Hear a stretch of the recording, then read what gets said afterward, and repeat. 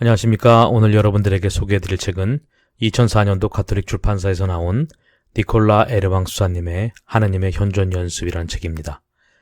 죄인들 사이에서 상석을 차지하기보다 하느님의 집에서 말석에 앉아 생을 마감하기를 택했고, 이집트에서 향락을 누리기보다 그리스도와 함께 치욕을 당하기를 바라던 로랑 수사의 삶과 영성을 고스란히 드러나는 가톨릭 영성의 참맛을 느낄 수 있는 책입니다.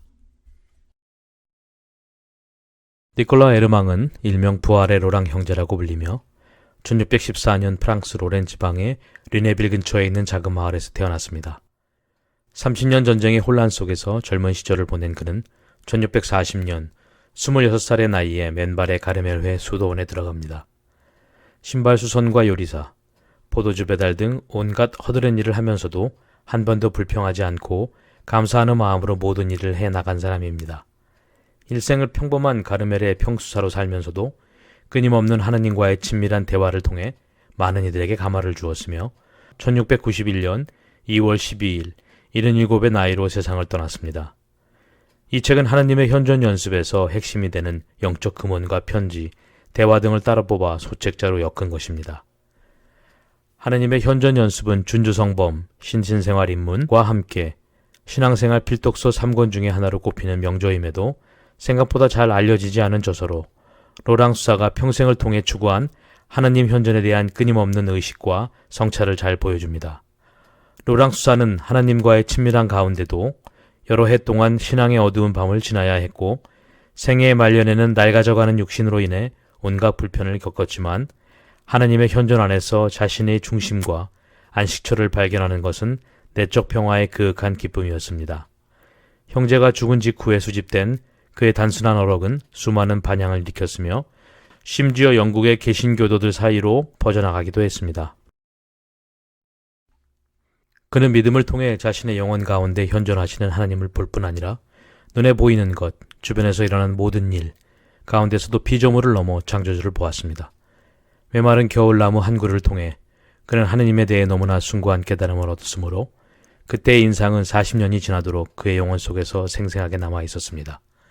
그런 식으로 그는 매사에 보이는 것들을 통해 보이지 않는 것들에 이르곤 했습니다. 그에게는 모든 것이, 모든 장소와 모든 일이 매 한 가지였습니다.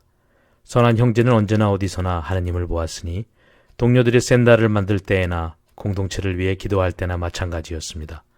그는 일상적인 일을 하면서도 사막 한복판에 있는 것이나 다름없이 하느님을 사랑하고 경배할 수 있었으므로 굳이 조용한 곳을 찾으려 애쓰지 않았습니다. 하나님께 자치를 바치는 것은 분명 우리에게 유익하고 하나님 보시기에 좋은 일이라고 믿어야 한다. 섭리하시는 하나님께서 우리를 온갖 형편에 처하게 하시고 합당하다고 여기시는 시간 동안 온갖 고통과 비참과 유혹을 견디게 하시는 것은 흔히 있는 일이다. 우리는 하나님에 대한 사랑을 위해 이러한 과정을 겪어내야 한다. 왜냐하면 이렇게 마음과 생각을 하나님의 뜻에 복종시키지 않고서는 헌신도 완성도 이루어질 수 없기 때문이다. 하나님의 현존이란 우리의 영혼을 하나님께 집중하고 하나님께서 내 영혼 안에 계심을 기억하는 것으로 우리의 상상력이나 우성 가운데 이루어진다. 하나님의 현재적 현존은 마치 이 세상에 하나님과 나 자신밖에 없는 것처럼 사는 것이고, 어디에 가든지 하나님과 동행하며 자신이 필요한 것을 아뢰고 하나님과 더불어 무수한 방식으로 친교를 누리는 것을 말한다. 영원히 하나님의 현존에서 얻게 되는 첫 번째 유익은 삶의 모든 일 속에서 믿음은 더욱 생기 있고 활발해진다는 점이다. 어려운 처지에 있을 때는 특히 더 그렇다. 왜냐하면 우리는 유혹에 빠질 때나 다른 인간들과의 불가피한 관계에서 하나님의 현존 가운데 있으면 은총을 구하기가 더 수월하기 때문이다. 하지만 여전히 노력해야 하는 이유는 영혼의 삶에서는 전진하지 않으면 곧 후퇴가 되기 때문이다. 성령의 숨결을 지닌 이들은 자면서도 앞으로 나아가게 된다. 만일 우리의 영혼의 배가 아직도 풍랑이나 폭풍에 시달리고 있다면 배 안에 잠들어 계신 주님을 깨웁시다. 그러면 주님께서 곧 바다를 잔잔케 하실 것입니다. 그리스도인들이 하나님의 현존을 누리지 않고서야 어떻게 만족한 삶을 살 수 있는지 이해할 수 없습니다. 우리는 할 수 있는 대로 제 영혼의 깊은 중심으로 돌아가 그분과 함께 있고자 한다. 그렇게 그분과 함께 있을 때면 아무것도 두렵지 않다. 하지만 조금이라도 거기서 벗어나면 지옥이다. 우리는 거룩한 자유 가운데 하느님을 섬겨야 한다. 고민이나 불안 없이 신실하게 일하고 우리의 영혼이 하나님에게서 멀어진 것을 발견할 때마다 조용하고 부드럽게 다시금 하나님께로 향하면 되는 것이다. 하나님을 전적으로 신뢰하고 다른 모든 염려에서 벗어나며 심지어 특정한 신심 행위들에서도 벗어나야 한다. 그런 행위들은 선한 것이지만 종종 그릇 행해질 때가 있다. 요컨대 그것들은 목표에 이르기 위한 수단에 불과한 것이다. 하나님의 현존을 연습할 때 우리는 우리 목표이신 분과 함께 있게 되므로 굳이 수단으로 들어갈 필요는 없다. 인생의 허다한 위험과 암초들은 하나님의 실제적이고 지속적인 도움 없이는 피해갈 수 없다. 그분께 계속해서 구하십시오. 그분과 함께 있지 않고서야 어떻게 구하겠습니까? 그분을 자주 생각하지 않고서야 어떻게 그분과 함께 있겠는가? 거룩한 습관에 의해서가 아니라면 어떻게 그분을 자주 생각하겠는가? 이보다 더 쉽고 더 좋은 길을 알지 못한다. 그리고 다른 길을 가본 적도 없으니 누구에게나 이 길을 권하는 것이다. 사랑하기에 앞서 알아야 하고 하느님을 알기 위해서는 자주 그분을 생각해야 한다. 그리고 우리가 그분을 사랑하게 되면 좀 더 자주 그분을 생각하게 된다. 왜냐하면 우리 보물이 있는 곳에 우리 마음도 있는 법이니까. 고통도 하느님과 함께 겪을 수 있다면 천국이 될 것이다. 가장 큰 희락도 만일 하나님 없이 맛보아야 한다면 지옥이나 다름없다. 이 세상에서 우리를 위로해 주는 것은 믿음 가운데에서 하나님을 볼 수 있는 것이다. 믿는 게 아니라 보는 것이고 믿음이 우리에게 가르치는 바를 체험하고 있는 것이다. 이런 확신과 이런 신앙의 원칙에서 하나님과 더불어 살고 죽어야 한다. 그러니 항상 하나님과 함께 하십시오. 그것이 당신의 불행에 대한 유일한 위안입니다.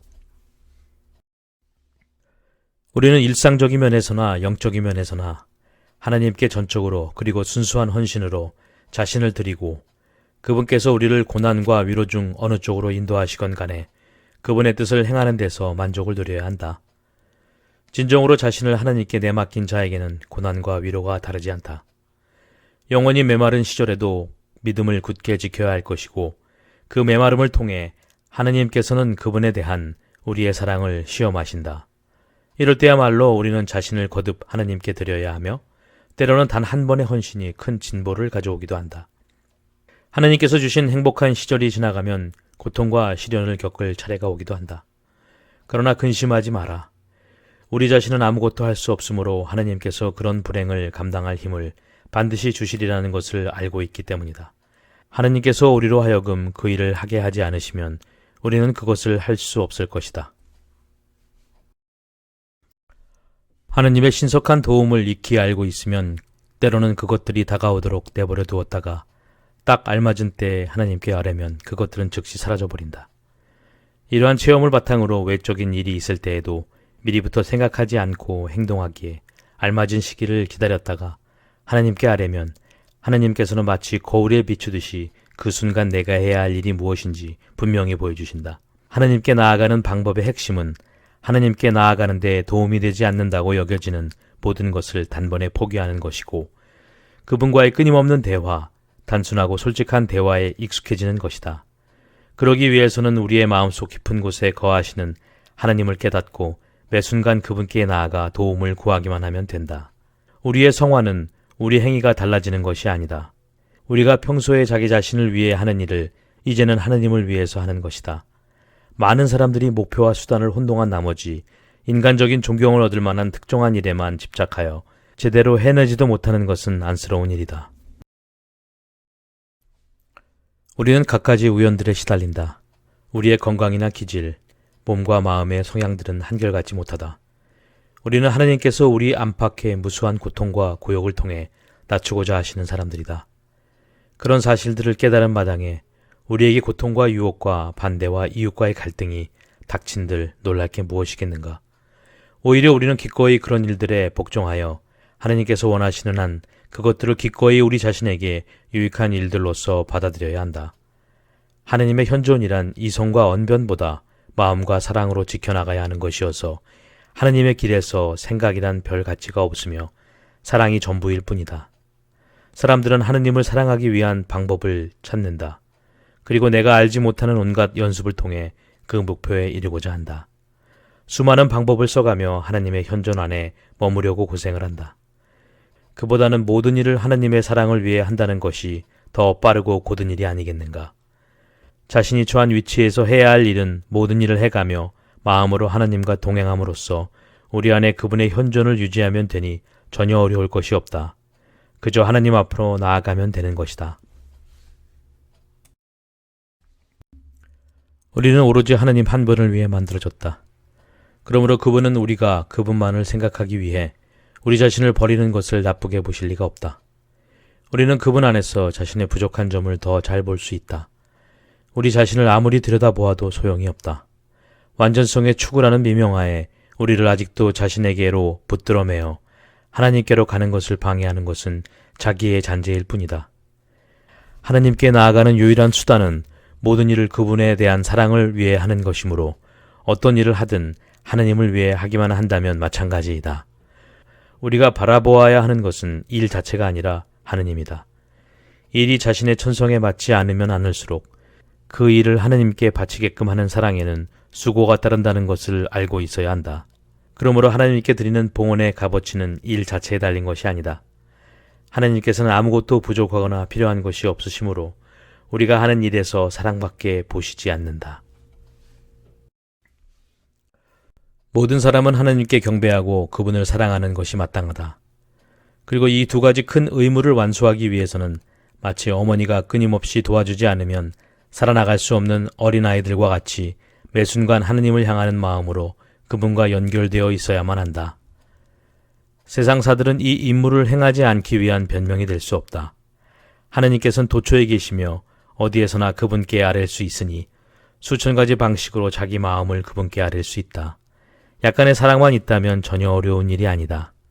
오로지 하느님만을 생각하기 위해 더 이상 자신의 구원조차 쾌념치 않을 정도로 자기 자신을 완전히 망각하고 모든 것으로부터 초탈하여야 한다. 온갖 세상사에 대한 무심함, 영적인 수련에 있어서의 자유로움은 이를 따르는 자들에게 유익할 수밖에 없을 것이다. 하나님과의 끊임없는 대화를 나누는 것보다 이 세상에 더 행복하고 즐거운 삶은 없다. 그분의 현존을 실제로 누리고 맛본 사람들만이 그것을 이해할 수 있다. 하지만 그런 동기로 하나님 현존을 연습하라고는 권하지 않는다. 우리가 하나님의 현존에서 구해야 하는 것은 위안이 아니기 때문이다.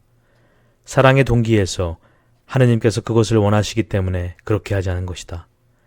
만일 내가 설교자라면 나는 하나님의 현존을 연습하는 것 이외에는 다른 것은 설교하지 않겠다. 만일 내가 인도자라면 나는 모든 사람에게 하나님의 현존을 연습하라고 권하겠다. 그만큼 나는 그것이 필요하고 또 쉬운 일이라고 생각한다.